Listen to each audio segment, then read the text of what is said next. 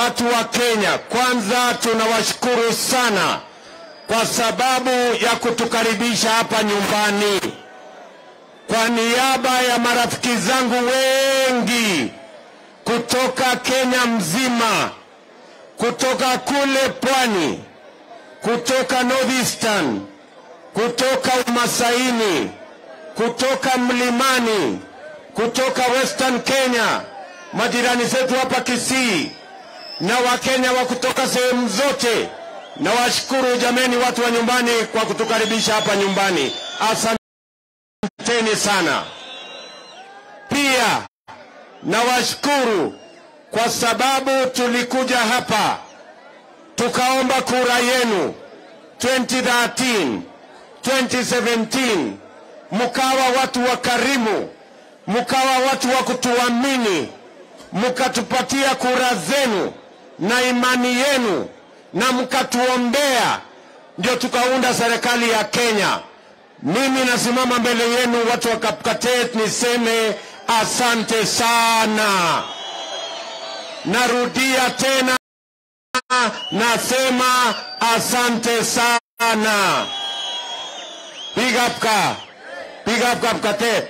Kale hii, kale gongoi missing.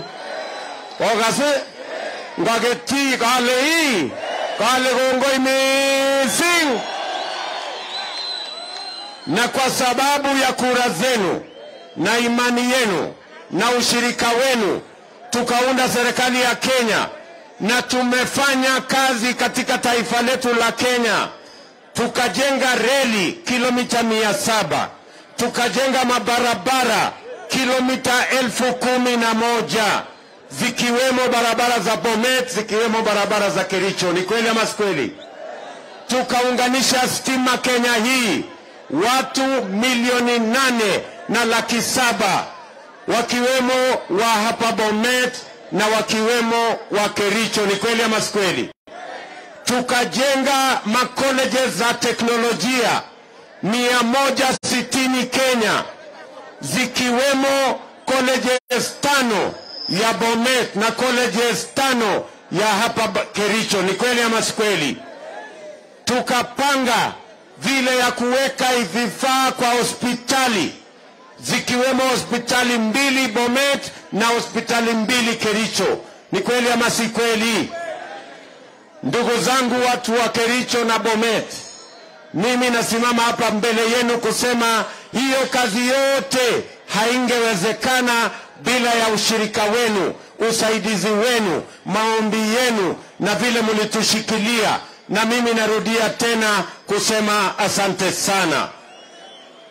Lakini mnajua ya kwamba leo tumefika hapa kwa sababu tarehe 9 mwezi wa 8 tuko na nafasi ya kuunda serikali nyingine. Watu wa Kapkatet mnajua hiyo story? Muko na habari? Kapkatet muko na habari? Tarehe 9 mwezi wa 8 muko na habari ya kwamba tuko na nafasi ya kuunda serikali nyingine?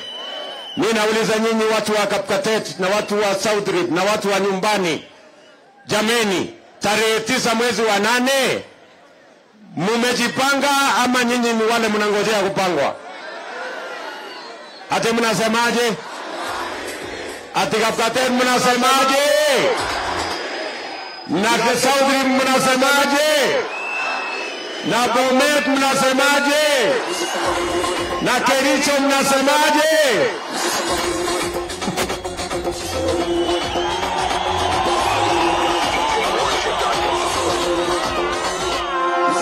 Haya, DJ simamisha hapo. Sawa sawa. Na ndio mimi nataka niwaulize ndugu zangu ya kwamba tarehe 9 mwezi wa 8 ni siku ya muhimu katika taifa letu la Kenya. Tumekubaliana na hawa ndugu zangu ya kwamba tarehe 9 mwezi wa 8 tunajenga msingi mpya wa taifa letu la Kenya. Tunaondoa siasa ya ukora na utapeli. Tunaondoa siasa ya udanganyifu. Na tunaanza sio na mambo ya viongozi na vyeo na mamlaka. Tunaanza na uchumi. Na tunaanza na mwananchi wa kawaida. Tumesema hivi ndugu zangu, ile tulianza pale nyuma, mimi na rafiki yangu Uhuru Kenyatta tulikubaliana ya kwamba tutaondoa siasa ya chuki, siasa ya ukabila na siasa ya kurudisha Kenya nyuma kwa mambo ambayo inawagawanya wa Kenya. Mnajua ya kwamba tulisimama pamoja tukashinda uchaguzi 2013, tukashinda uchaguzi 2017, na mimi nataka niwashukuru sana kwa kusimama na sisi. Hata ingawaje rafiki yetu Uhuru Kenyatta alienda akatugeuka, mimi nataka niwaambie Mungu amesimama na sisi. Wale tulisimama na wao 2013, wale tulisimama na wao 2017, 90% bado wamesimama na sisi. Uhuru peke yake na watu wachache wametuacha, na Uhuru kwa sababu ni binadamu, tumemwambia my friend Uhuru Kenyatta, hata ingawaje umetusaliti, sisi tunakuheshimu na sisi tunakusamehe na tunakutakia heri wakati unaenda nyumbani kupumzika. We have nothing against you, my brother. We stood by you when you needed us to stand by you. We supported you when you needed men and women to support you. The whole of this crowd in this field stood by you at your hour of need. But as things are, whatever you have chosen, we respect your choice of what to do. And we wish you well as you go to retirement. Mimi nawauliza ndugu zangu watu wa Kapkatet, tuko na mpango, na mimi nataka niwaambie ile kazi ambayo tungefanya hasa katika awamu ya pili. Tulikuwa na mpango mkubwa ya Big Four, tulikuwa na mpango ya kuzalisha chakula, tulikuwa na mpango ya subsidy ya fertilizer, tulikuwa na mpango ya universal health coverage, tulikuwa na mpango ya kuzalisha ajira ya hawa vijana kwa housing na manufacturing. Bahati mbaya tulipata ajali wakati ule jamaa wa kitendawili aliingizwa kwa serikali yetu, akakuja akaharibu hiyo mpango. Lakini mimi nawaambia, kuvunjika kwa mwiko sio mwisho wa kupika. Pale kuliharibika. Mimi nataka niwaahidi Wakenya wote, yale mambo ambayo tulikuwa tufanye, tumeyapanga tena vizuri, na tumeyapanga na mambo mengine mazuri, na tumeungana na Wakenya wengine wengi. Na ndio sababu mimi nawauliza kwa unyenyekevu, mumeona manifesto yetu. Manifesto yetu ndio manifesto ya pekee katika taifa letu la Kenya ambayo iko na mpango ya kupeleka Kenya mbele. Na ndio tumesema, mimi nikisimama hapa Kapkatet nikiongea na watu wa Kapkatet na watu wa Kenya, mimi nawaambia hivi, tumekubaliana na hawa mandugu zangu ya kwamba tutabadilisha uchumi. Mambo ya kubadilisha katiba, mambo ya vyeo ya viongozi, mambo ya mamlaka ya viongozi itangoja. Kwanza tutabadilisha uchumi, kwa sababu tuliahidi Wakenya pale nyuma ya kwamba we are going to change the conversation in this country. We undertook that the conversation in Kenya is going to change. It is not going to be about leaders. It is not going to be about positions. It is not going to be about sharing power. It is going to be about every Kenyan and their hustle and their aspirations, and how we are going to make this country a country that leaves no Kenyan behind. And that is the plan we have as Kenya Kwanza. And that is the plan that we are going to vote for on the 9th of August. And that is the plan we have brought to you, the people of Kapkatet, so that you can vote with us and change the destiny of our country. Ndugu zangu watu wa Kapkatet, mimi nawauliza kwa unyenyekevu. Tumesema hivi, kwanza tunapanga kubadilisha uchumi kwa kupunguza gharama ya maisha. Tumesema ya kwamba tatizo la njaa katika taifa letu la Kenya, Wakenya milioni 4 leo hawana chakula, wanalala njaa, na ni jambo la aibu kubwa sana. Miaka 60 baada ya sisi kuwa taifa huru, ni jambo la aibu ya kwamba hatuwezi kulisha watu wote katika taifa letu la Kenya. Ile mpango tulikuwa nayo ya Big Four, ilikuwa na mpango ya kilimo, ilikuwa na subsidy ya fertilizer. Hawa majamaa wa handshake waliondoa subsidy ya fertilizer, wakaharibu ile mpango ya kilimo. Ndio leo Kenya tuko na njaa, tuko mahali ambapo bei ya unga imefika shilingi 230. Hawa jamaa wa handshake wamefunja rekodi. Kenya hii tangu tuwe taifa huru, bei ya unga haijawahi kufika shilingi 230. Hawa majamaa wameharibu nchi yetu. Wameharibu wajaribu. Leo watu milioni 15 wameorodheshwa kwa CRB na madeni, kwa sababu uchumi imeharibika. Wananchi wengi wanaangaishwa na madeni, na ndiyo sababu tumesema kama Kenya Kwanza, hatua yetu ya kwanza ni kupunguza gharama ya maisha. Wakenya wengi wanalala njaa, Wakenya wengi hawawezi kujilisha, na ndio tumesema tunapunguza gharama ya maisha kwa kupunguza gharama ya chakula. Na njia ya kupunguza gharama ya chakula ni kumsaidia mkulima aweze kuzalisha. Tuko na wakulima wa bidii, tuko na wakulima wazalendo, wanahitaji msaada wa serikali, wanahitaji mbegu, wanahitaji mbolea, wanahitaji madawa, na watazalisha chakula. Tutaondoa aibu ya njaa katika taifa letu la Kenya. Na ndio tumesema kama Kenya Kwanza, ile bei ya mbolea ambayo iko karibu shilingi 7,000 tutapunguza mpaka shilingi 2,500, na tutawapatia mbegu wakulima, na tutasimama na wakulima tuwapatie madawa, na tutasimama na wakulima tuwapatie pesa. We are saying we are going to capitalize the agricultural sector so that every farmer can have access to capital, so that we can grow the most competitive sector, which is our agricultural sector. Na mimi nataka niwaambie wa Kenya, mpango wetu utazalisha chakula ya kutosha, na tutaondoa aibu ya njaa, kwa sababu chakula itapatikana madukani kwa bei nafuu, na kila Mkenya ataweza kulisha familia yake. Jameni, tunakubaliana watu wa Bomet na Kericho? Tunakubaliana?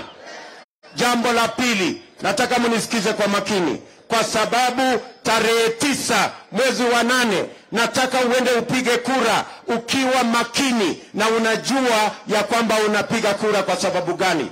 Vijana wa Kericho na Bomet, muko ama muko? Vijana muko? Mimi nataka nisikie sauti ya vijana hapa Bomet na Kericho. Wapa sauti ya vijana. My friends, the young people of the Republic of Kenya, mimi nataka niwaambie hivi, nataka tukubaliane na nyinyi. Tuko na vijana 500,000, milioni 5, sorry, ambao wamemaliza shule Kenya hii. Tulikuwa na mpango pale kwa Big Four, tulikuwa na mpango ya housing, tulikuwa na mpango ya manufacturing, lakini hawa majamaa wa handshake waliharibu hiyo mpango, kwa sababu hawa majamaa wa handshake hawajawahi kutembea kupiga lami mpaka kiatu ikatike, kwa sababu wanatafuta ajira. Our friends in handshake, they have never walked anywhere looking for a job.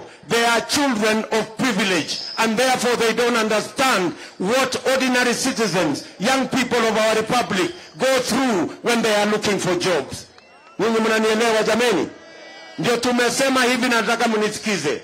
Tumesema na hawa marafiki zangu ya kwamba tunaweka mpango maalum kwa sababu tuko na vijana milioni 5 Kenya. Wengi wako hapo Bomet, wengi wako Kericho, ni kweli ama si kweli? Wamemaliza shule, wako na certificate, wengi wako na diploma, wengine hata wako na degree, lakini hawana ajira. Na wengi wa hawa vijana wanaongezeka kila mwaka. Kila mwaka vijana 600,000, 600,000 wanaongezeka kutoka mashule na kutoka vyuo. Tunasema kama Kenya Kwanza, lazima tutatue shida ya ajira na vijana wa Kenya. Otherwise, hii nchi yetu iko hatarini. Hawa vijana wakikaa bila kazi, waanze kuhangaika, wataingia kwa madawa, wataingia kwa ulevi, na tutapoteza taifa letu, and we are going to lose our future. That is why, as Kenya Kwanza, we are saying the youth unemployment crisis is no longer a matter that can be taken lightly. It is a national emergency. It is a national crisis. That is why we are saying as Kenya Kwanza, it is not enough to have a plan. We must have a Marshall Plan on youth unemployment so that we can create enough jobs. And that is why we are saying, for the first time, we are going to have a Marshall Plan on youth unemployment. And we are going to deploy every year 200 billion shillings in textile industry, leather industry, agro-processing, value addition, wood industry, manufacturing, and in housing, so that we can create enough jobs for the young people of our nation, so that every young person can have a decent job, and they can fend for themselves, they can fend for their families, and they can grow the economy of our nation using their talents, their expertise, their knowledge, and their energy to drive the economy of our country, so that we can have a secure country that lives, especially the young people of Kenya. None of them should be left behind. Vijana mnanielewa? Vijana mnanielewa? Wacha nirudie kwa Kiswahili ndio mnielewe vizuri. Nimesema hivi ya kwamba tumekubaliana, na iko katika manifesto ya Kenya Kwanza, tunaweka bilioni 200 kila mwaka kwa sekta ya kilimo, agro-processing, value addition, manufacturing, textile industry, kwa mambo ya leather industry, kwa maneno ya wood industry. Tuhakikishe ya kwamba tunazalisha nafasi za ajira za kutosha, ili vijana wa Kenya waweze kujisimamia, wasimamie taifa lao na wasimamie familia zao, na tuweze kujenga taifa la Kenya tukitumia ujuzi na nguvu na elimu na talanta za vijana wa taifa letu la Kenya. Vijana mnanisikia? Vijana wa Kericho mnanisikia? Bomet mnanielewa? Nasema hivi, wewe kijana, tafadhali, wewe wakati utaenda kupiga kura, makinika. Usipige kura kiholela. Fikiria vizuri, na upige kura mahali ambapo kuna mpango ya wewe kuwa na ajira, uweze kujisimamia. Wale tunashindana na wao mnawajua. Kwani mzee wa kitendawili ni mgeni kwenu? Mzee wa kitendawili tunamjua hata ama mjui? Si tulimpigia kura 207? Si alikuwa ni mtu ya kitendawili? Mimi nauliza nyinyi, tukiwa hapa Bomet, hawa majamaa wa kuzimia, mumesikia si walikuja hapa? Mulisikia wako na mpango yoyote? Mulisikia wako na mpango ya ajira hawa vijana? Na watakuja hapa na watasema ile story yao ya kawaida. Watakuja hapa, vijana TV, vijana Tialala, vijana Ria, alafu waondoke. Mimi nauliza nyinyi, watu wa Bomet na Kericho, TV na Tialala na hekaya ya Bunwasi itaweza kupatia hawa vijana ajira? Ndio tunasema, we no longer need games. We do not want stories. The people of Kenya want a solid plan, want a solid program on how we are going to tackle the youth unemployment in Kenya that is posing a crisis in the Republic of Kenya, and it is only in Kenya Kwanza that we have such a Marshall Plan. Our other friends have sketches and they have nothing offer the people of Kenya. Tumekubaliana? Jambo la tatu, nataka mnisikize vizuri. Tumesema kazi ni kazi. Mnanielewa? Tumesema kazi ni nini? Ati kazi? Ati kazi? Tumesema kazi ni kazi. Statistics ya serikali ya Kenya inaonyesha ya kwamba wafanyabiashara milioni 10 wanafanya biashara ndogo ndogo inaitwa micro and small enterprise. Hawa wafanyabiashara wote shida yao kubwa ni access to credit. Na ndio tunasema ili kusaidia wafanyabiashara zaidi ya milioni 10 Kenya, tunaweka pesa ya serikali mwaka huu kwa biashara ya mwananchi wa kawaida. Tumeweka pesa nyingi kwa kampuni za serikali kubwa kubwa. Tumeweka kwa mfano kampuni ya Kenya Airways, tumeweka bilioni 100. Tunasema mwaka huu tunaweka bilioni 50 kwa biashara ya hawa watu wa chini, biashara ya micro, small and medium enterprise. Tumesema tutaanzisha Hustler Fund, tutaweka bilioni 50 ili wale wanafanya biashara hapa madukani, wale wanafanya biashara sokoni, wale wanafanya hawa jamaa wa bodaboda wapate mahali ya kukopa pesa bila ya kulipa interest na bila ya kuulizwa security. Tumesema hiyo pesa hauhitaji title deed, hauhitaji logbook, hakuna interest.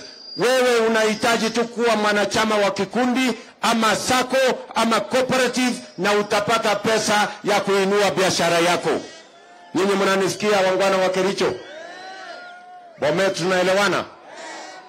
Na mimi nataka niwaambie pia, we want to dignify the business of every Kenyan. That is why we have said, as Kenyans, as Kenya Kwanza, we are going to have access to credit by micro and small enterprise. We are setting up the Hustler Fund, 50 billion shillings, so that the ordinary people, ordinary business people in markets, in stores, in shopping centers can have access to credit, because that is the biggest impediment to the growth of ordinary small businesses. Many ordinary people look for credit at 1,000, 3,000% per year. We want to make it possible for ordinary citizens to have access to credit that it has no interest and that also does not require any security. Tumekubaliana jameni? Mimi nawauliza jameni, mnajua wale tunashindana na wao ni watu wako na kiburi na madharau. Simulisikia hawa kina Matiang'i walikuwa wanasema wanataka kufunga biashara ya bodaboda ati kwa sababu kuna wakora wengi. Simulisikia hata huyu mtu ya kitendawili ati juzi anasema ati anataka kufunga biashara ya mtumba ati kwa sababu anauza nguo ya maiti. Huyo mtu ya kitendawili ni mtu wa madharau ama si madharau? Sisi tunawaambia hawa majamaa, please, hata kama nyinyi mumezaliwa kwa manyumba kubwa kubwa, hata kama mnavalishwa suti wakati mumezaliwa, sisi wengine tumevaa mitumba, lakini sisi si wakimbizi na sisi si wageni, sisi pia ni wa Kenya na hatutoki Kenya hii. Mtatuzoea kwa sababu hatuendi mahali. Ama mnasemaje Bomet? Si hawa watu watatuzoea? Kwani kuvaa mitumba ni dhambi? Kwani kuvaa mitumba ni makosa? Kwani kuvaa mitumba ni hatia? Mimi nasimama hapa, William Ruto nasimama hapa, mimi nimelelewa na mtumba, lakini kwa sababu kuna Mungu mbinguni, leo mimi ni naibu wa rais wa Jamhuri ya Kenya, na kwa mapenzi ya Mungu na kura zenu nitakuwa rais wa 5. Kwani iko makosa gani mtu akivaa mtumba? Hawa jamaa, tafadhali bwana kitendawili, punguzeni kidogo madharau. Punguzeni madharau, hata sisi ni wa Kenya na hatuendi mahali. Ama mnasemaje watu wa Bomet? Tunaelewana? Jambo la 4, tumesema hivi, wananchi wengi bado wanahangaika na mambo ya malipo ya hospitali. Watu wengi wanaogopa hata kwenda hospitalini kwa sababu hawajui watalipa na nini.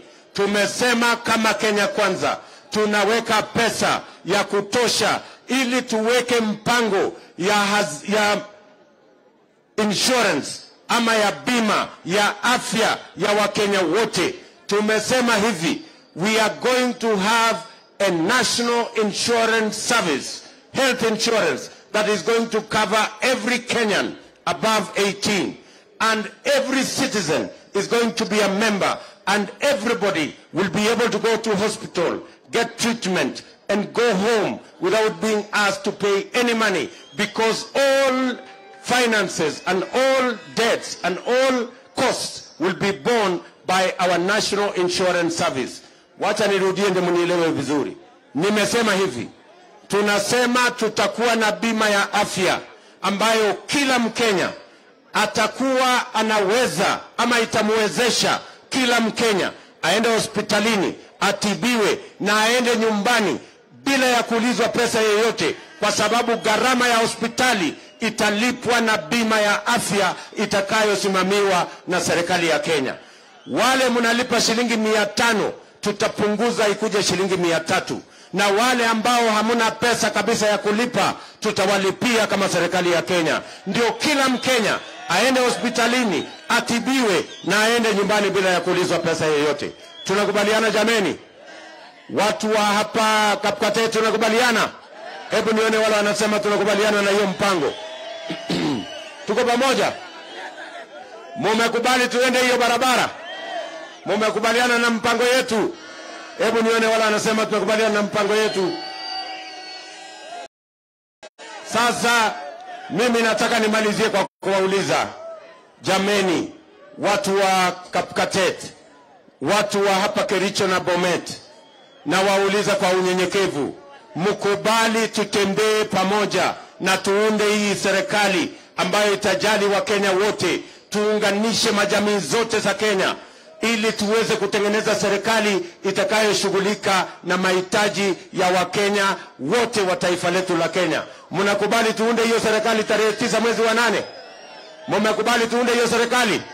Hebu nione kwa mikono, nione kwa mikono, nione kwa mikono. Mwisho, mimi nataka ogeni kidogo. Mimi nataka niseme hivi.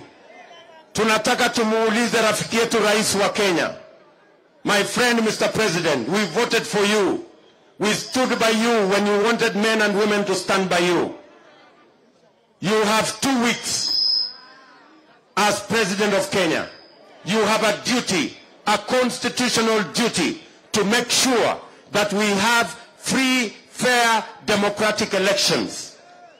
Please, we want to ask you not to allow the security agencies, people who have sinister motives, to intimidate or blackmail the IEBC or to undermine the elections of 9th of August. You have a duty. We know you are also the chairman of Azimio. Please, don't confuse your duties as the chairman of Azimio and your duties as the President of Kenya. As the President of Kenya, you must serve all Kenyans equally. You can support your project as the chairman of Azimio, but you must always remember that you have a duty to the people of Kenya, the 50 million people of Kenya, to guarantee their security and the security of the election so that Kenyans can make their choices in a free, fair and democratic manner. We are not asking for any favor from you. We just want you to discharge your responsibility as President of Kenya by making sure there are no monkey games around the election. Tunataka tumwambie ule mtu wa sinema mingi anaitwa nani ule mtu? Ule sijui anaitwa na DCI, ule anaitwa nini? Ule mtu anaitwa Kinoti. Awache ujinga. Huyo bwana Kiboti awache ujinga. Sijui kama tunaelewana. Huyo Kinoti hakuna kitu amefanya kwa hii Kenya. Anaendesha tu makesi ya kisiasa. Yeye ni mtu ya sinema. Anaendesha makesi kwa magazeti. Anatuandikia barua, sijui barua ya kilomita ngapi. Mr. Kinoti, please save your time. Stop writing to us long letters. Leave matters of elections to IEBC. You have no business in IEBC. You have failed as DCI. We don't want you to fail. fail our elections. Tunaelewana? Huyo bwana Kinoti awache hiyo ujinga yake anaendesha pale, kwa sababu anatukasirisha. Huyo bwana Kinoti tunataka tumwambie awachane na watu wa IBC wafanye hii uchaguzi. Alipatiwa kazi ya kufanya criminal investigation. He has never done anything. Ile kesi yote anafanya kesi kwa magazeti, akiambiwa apeleke evidence kule kotini ameshindwa. So bwana Kinoti, wacha sinema, wacha kutuletea kasheshe, wacha kutubebea ufala, wachana na IEBC. Chepukati is the chairman of IEBC. Give him space to run the election. You have failed, and wait for August so that you can go home. Ama tunaelewana namna gani? Si hao watu wawache hiyo puzi. Tunaelewana? Tuko pamoja? We are saying as Kenyans, we will have a peaceful election. Mimi nawauliza ndugu zangu, watu wa hapa Kericho na Wakenya wote, na wauliza tuwe na uchaguzi wa amani. Msikubali hawa watu watusukume ati kutokee mambo ya utata katika taifa letu. Hawa watu tumewashinda tayari. Hata nyinyi mnajua, ukiona wameanza kutapatapa, walikuwa wanatuambia ya kwamba ati wako na deep state, walituambia wako na system. Saa hizi wao ndio wanapigia sisi makelele, ati wanasema wanataka manual register, ati hawana imani na IBC, ati wako na shida na Chepukati. Sisi tunawaambia watu wa Kuzimia, tafadhali, uchaguzi ni tarehe 9 mwezi wa 8. Amushindani na IEBC, munashindana na Kenya Kwanza. Na sisi tuko tayari kwa uchaguzi tarehe 9 mwezi wa 8. Mumekosa agenda, mumekosa mpango, mumekosa sera. Ndio saa hizi munataka kufanya IEBC iwe ndio sera ama iwe ndio mjadala. We are not going to allow you to take away the debate from the economy into IEBC. IEBC is not part of the agenda, is not part of why the people of Kenya want to vote. Tell the people of Kenya your plan and your agenda. Leave IEBC to manage the elections. Tunaelewana ama tuelewani jameni? Watu wa Kapkatet tumeelewana? Tuko pamoja? Tumekubaliana? Mimi nataka nimalize kwa kusema hivi. Sawa sawa? Wale tumewaambia ya kutosha. Wale tumewaambia wawachane na IBC, tumemwambia rais tunaheshimu yeye, lakini hata ingawaje amefanya ile amefanya, afanye kazi yake ya rais kwa wiki 2, alafu aende nyumbani, tutachunga mambo yake.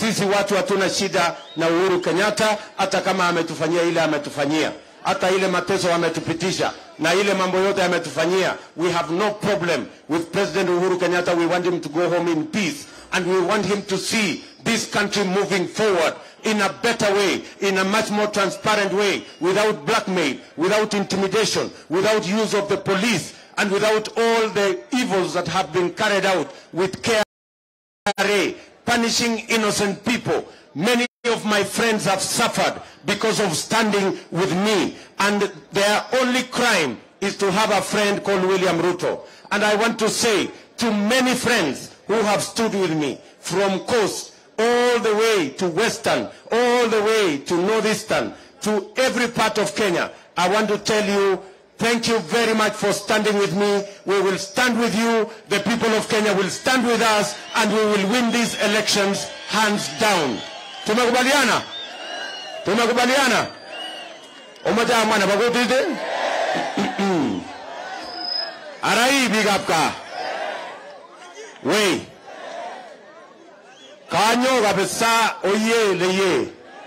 Kanyo asamagura yat na ba UDA. Ngiragura yana ba UDA. Hebu nione kura ya UDA. Arambe. Ameje amangalega yin. Weiso. Onge nole ndama okwege kotamane. Matinye bigalak piki atinye kokweg. Arai.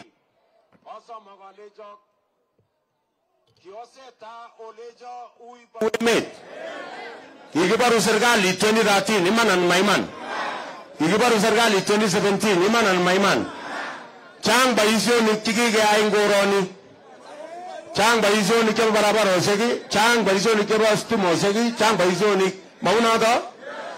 Kige ae.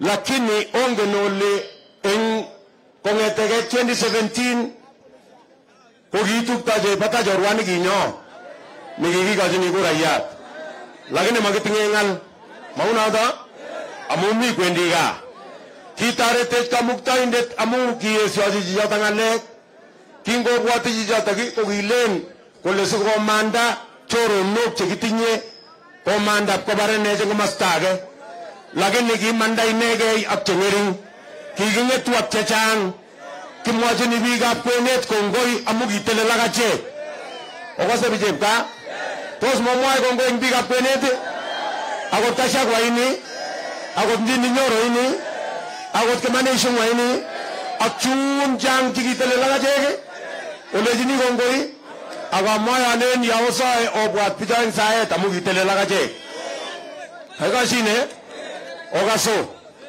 kikobutenech chamait chichikinye makibut chamait akonech lakini kotoretech kamuktaindet amu kitinye chamait nebo UDA ngokasi eng Kenya tugul mami chamait netinye kasubet nesire UDA eng Kenya nemugul ongen kunoto namongen kunoto ongen kunoto namongen kunoto.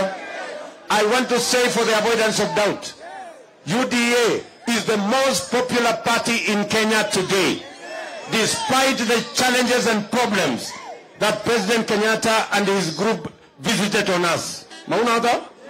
Lakini ameja somogi. Arai ligapka. Kate chamait kotkoyan Kenya ne mugul. Omoja chamait nyoko nyalile kurgatiu. Osomo kate benagi. Nyoko nyalile kurgatiu. Kagoyan jun chebo coast kagoyan chamaitab UDA kagoyan chebo kwenet chamaitab UDA kagoyan bijun tugul chamaitab UDA amecha somogi kasomog na amecha somog eng kutit kalecho kaikai ongen chamaitab UDA ko netoreto arate biik chun chang okaso amaje weka hii balance chini kidogo. Hii mabango weka chini. Amaje okaso anitani. Okaso. Negichenge chorwandit. Negichenge kibagenge. Negirate rogoet. Negirate pijun tugul juni. Kochamai. Amui. Okaso. Pijun mi chamaitab UDA kumangololi kuti nikingololi. Lakini kitupche amugi mi chamait agenge okase kongotole kanyo kong'ening'it chamait komining'it eng gaa kokolechine bichun loen kokoshine kasomok okono chamaitab UDA anan kolechone kasom alei si anyor rogoet narate Kenya kot koratake kokol somok chamaitab UDA kokono mjumbe nebo UDA ak MCA nebo UDA ak senator nebo UDA ak women rep nebo UDA ak governor nebo UDA kolechone kamwai katep eng Kapkatet alechi aki kolechone okono chamaitab UDA ogona rogoet narate Kenya ogona ki narate biikab Kenya oleji seut aro oishine oishine okaso biik chemi Bungoma olini kokere Didmas Barasa nyu komi chamaitab UDA lakini mang'ololi kutit lakini kitupche UDA anane ole okase Morgan Mutai kerorechech kelorochu chemengen kinoe kosomo ko biikab gaa akongen ole ii nebo gaa aitu makosoru aitu nebo gaa anane ole tos maitu ole ndoso bwanyo cheng'ata ole changuro arap Ruto ama otwage aitu aikoshine arai kakoyana emet nin tugul nin olene nguno biikab gaa aikoshine oratwa longet okona motiet asiawaset Ako nitir maotiat kot komi ta to. Ogo na jego. Ole je ute sana ya laga ke koshine. Arambe. Waliane boing digapka. Okaso. Mauna ta ameja samok. Ange nale kotil ole kibirchini kura yat Kenya kwanza mauna ta. Kotil ole kibirchini kura yat Arab Ruto una ta. Lakini mayamei tilet negawotil. Mayamei tilet negawotil. Meche korra kenget ko mapema kotom gorire net. Kumeche kenget akeba kebir kura yat. Asomo kabisa gaigai chito nemabire kura koneka kwa Kipsengwet inegei. Lakini chi age tugul netom kwa Kipsengwet konyo kobir kura yat. Mine mi ngotomono we angolion we kobwa tugul kobir kura yat. Ole ne obigap ka.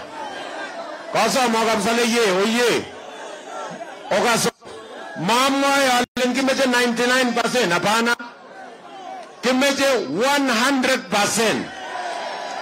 Ma 99 hapana. Magimeje 99. This 1% ko wendi ngo. This 1% ko nakalia nego ene. Nego goratene. Onge none kagile kure yana ba Kenya gelen 50 plus. Agile 50 plus ata. Kokas kagile 50 plus 10. Agile 50 plus konota agenge ojija kama tingano kosa mwaleja oye mureju okase mureju okwege tegemeze gese twageme okwege chometi josen okwege chometi jelion ago mutu tugul kobir kura yache tugul unata kage koshine oye biga ka ganyo asama kura yat beye awasa malengo nyechi tugul kobir kura yat awasa malo birji Kenya kwanza awobirji UDA ngirogura jana ba UDA ngirogura jana ba Kenya kwanza arambe arambe arambe arambe UDA UDA UDA UDA eye ngo agayam agara tage age kashine arai tarigit kwata